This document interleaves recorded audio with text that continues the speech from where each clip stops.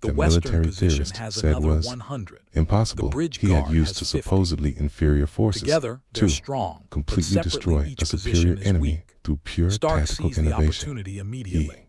If he Had can hit taken all what these conventional positions at wisdom the same regarded time, as the he can weaknesses overwhelm each of one his before army, they can the support each unreliable other. militia, It's a the classic mixed surrounding composition tactic, of his force. the kind of The plan lack that of formal requires European training coordination and and timing, turned them but into can the destroy keys to an enemy victory. force if done The psychological properly. impact The of problem is Cowpens this kind of extended move far is hard to beyond the pull off immediate even with tactical regular results. soldiers For who 2 have trained years, together. British arms had Stark seemed is going to invincible attempt it in the with Southern militia, theater. with citizen Tarleton, soldiers who have in never done particular, anything had been this a figure of complex. absolute terror, But Stark whose believes very his men name can could do it. scatter Many of American them are forces. veterans who His understand destruction. tactics.